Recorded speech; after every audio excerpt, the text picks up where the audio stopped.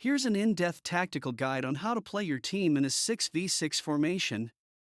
Let's get the setup right and then get to the options you have to set a winning strategy. We have to think it through and analyze our team rationally, evaluating the strengths and the weaknesses of our team, compared to the opponent, before coming with a solution. Who plays 6v6? While it's similar to futsal, there are some differences. Often youth leagues or even adult leagues play in a 6v6 formation. Futsal is played 5v5, but in this case the extra player is there usually because the field is a bit larger and there would be too much space otherwise. Substitutions are often flying ones, similar to futsal. That means that the game plays on while a player decides to come out and another player comes in. In fact, we often have seen that the fields, at least in the USA, look like a hockey one. On the sides, the wall is at about waist height and there are no outs if you kick the ball against the wall. Of course, anything higher than that, there is. So the wall is often used for bounce-off passes to teammates or to ourselves as a 1-2 dribble. The field is smaller and the pace is very fast. Virtually everything is a sprint and everything is played as 1 or 2 touches games. If this is a youth league, then this might be just the appropriate size for them, as they might be playing 7v7 in the regular league. However, if this is an adult league, this is a tiny field and the players can likely shoot from anywhere on the field, especially the opponent's half. There is some specialization in roles, but the play is often fluid and the formations are just a rough guidance. The players that can operate in tight spaces or create spaces for themselves are gold. Probably the most common formation we have seen is the 2-1-2 formation, or you can even call the 1-2-1-2 formation. Don't forget that the goalkeeper plays an important role in 6v6. If they get the ball, they can distribute to any player in this formation, as there are clear lines to all the players in this formation. As you can imagine, the best player of the team is the central midfield, but that player must have a good stamina, too. It will need to cover for defense and provide options in offense. That doesn't mean that the central midfielder will cover lots of ground, but that player will be in a duel every couple of seconds and all actions will be intense. The 2-1-2 setup is mostly self-explanatory. One important question is how close off the ball should the defenders be? The answer is really close, because any overhit balls will be covered by your teammates, including the keeper. The other question is how far back the attacker's track should. It really depends on the moment, but more often than not, the attacker will become winger to defend on the side where the ball is. Similarly, the other attacker will try to restrict the pass to the other side and only leave the back pass to the keeper as an option while hoping for a counterattack.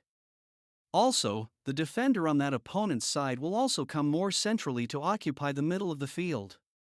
In addition to the potential counterattacks, sometimes there is a little bit of time to create a full attacking pattern. When playing from the back, the goalie usually picks the defenders, but sometimes has the option to find the longer pass to the attackers or at least the midfielder. That is also the case often on counterattacks, because the players have dropped back and playing to the defenders might be too dangerous, the opponents have pinned them down and they are often tired from the duels they've just had. However, these long passes are not passes that go deep into space. In fact, it is not that common that we find through passes because there is simply not that much space behind the players. The exception might be a pass that is used to set up a shot, simply because there is not that much space to exploit. Any longer pass and the opponent goalkeeper will rush out and collect the ball. The other most common formation is 1-3-1. When no player really stands out, you need several of your players to step in. Your spine is in the middle, so usually what we've seen is that your defender is the most cautious one. They will provide the support, just trying to contain most of the time. The central midfielder will be the runner, constantly helping the wingers that must have lots of stamina. Finally, the striker is often going to play on their own, trying to get a shot quickly on goal, before the opponent regroups. As much as you want to believe that the other players will help, this is a counter-attacking formation. The striker will not really help out on defense. but it is a really good formation for defending. By keeping the striker up, the opponent will often keep two opponent players on their defense. Our wide players are attacking their wingers, often dropping all the way back. The central midfield must prevent easy shots and dribbles. And the central defender is the insurance in this setup when the ball manages to sneak in. The striker must anticipate and hope that the possession might change at any point and already be positioned to receive the ball right away. It cannot wait until he knows that possession is changed, it is too late by then. Aside from counter-attacking, this is a bit tricky formation for slow attacking. The goalkeeper doesn't have straight lines of passing to all the players when the team is in standard formation. Instead, they need to move to a slightly different formation, where essentially the goalkeeper becomes another center back. That way they will have passing lanes to nearly everybody. What happens is often the striker and the central midfielder are dynamic to evade their opponents and receive the ball. We will not do a full analysis on the 3-1-1 formation. This is very similar to the 1-3-1 except that the wingers don't tend to push up. The benefit of this formation is that it solidifies the defense even more, as we tend to be exposed to diagonal through balls on the 1-3-1. However, the issue is that when in possession we have no outlets and we have cut out our goalkeeper from playing. When playing against much stronger teams, the 1-3-1 will become 3-1-1 naturally.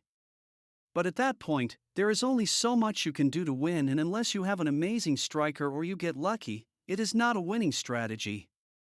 With that in mind, you can stay with 3-1-1 potentially to contain a result or to hold for some time while your best players are resting and move back to 1-3-1 when they are back.